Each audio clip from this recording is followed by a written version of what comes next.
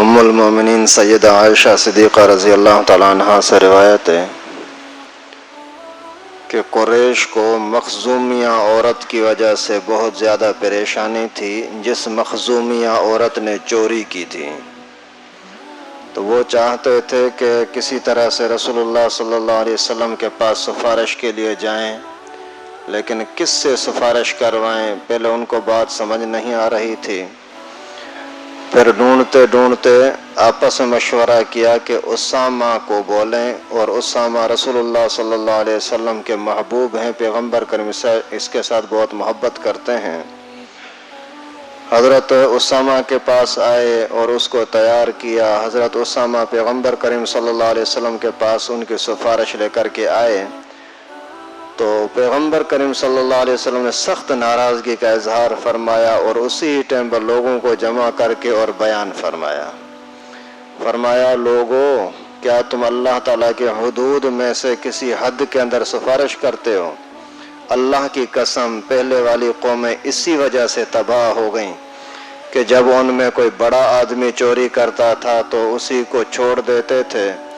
اور اگر کوئی کمزور آدمی چوری کرتا تھا تو اس کا ہاتھ کاٹتے تھے،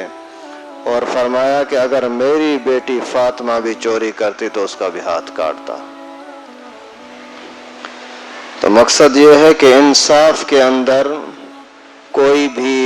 لاپرواہی کرنا، نرمی کرنا، اس کی اجازت نہیں ہے۔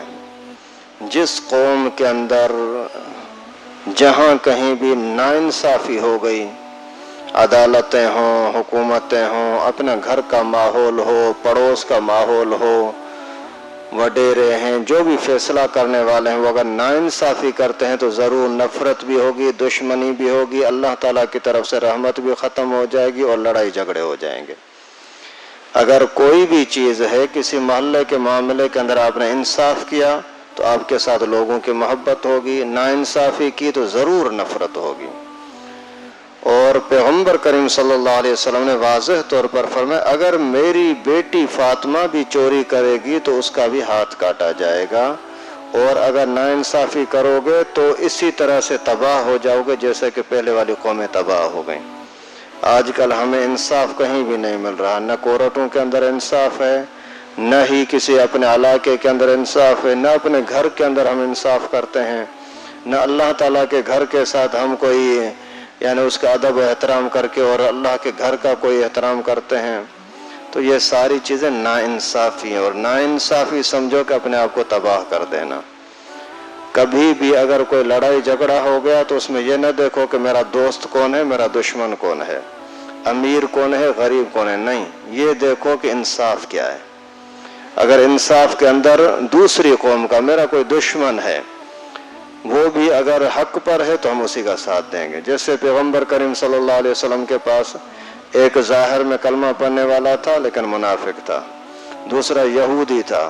پیغمبر کریم سے فیصلہ کروایا، پیغمبر کریم نے باتیں سنی، یہودی کے حق میں فیصلہ کیا، اسی کلمہ پڑھنے والے مسلمان کے حق میں فیصلہ نہیں کیا۔ پھر وہی قصہ جب حضرت عمر کے پاس گیا تو انہوں نے بھی پوچھا، تو بھی حق پر جب یہودی تھا تو یہودی کے حق میں فیصلہ ہوا۔ تو یہ ہمارے لیے سبق ہے کہ اگر ہم مسلمان ہیں، پیغمبر کریم اور صحابہ کرام کو اگر صحیح سمجھتے ہیں تو پھر ہمارے اوپر لازم ہے کہ اپنی یاری دوستی کو چھوڑو، رشتہ داری کو چھوڑو، انصاف کو دیکھو، جو انصاف حق پر ہے اسی کا ساتھ دو، کوئی بھی ہو۔ اللہ تعالیٰ سے دعا ہے کہ اللہ پاک ہم سب کو صحیح طریقے کا مسلمان بننے کی توفیق نصیب فرمائے۔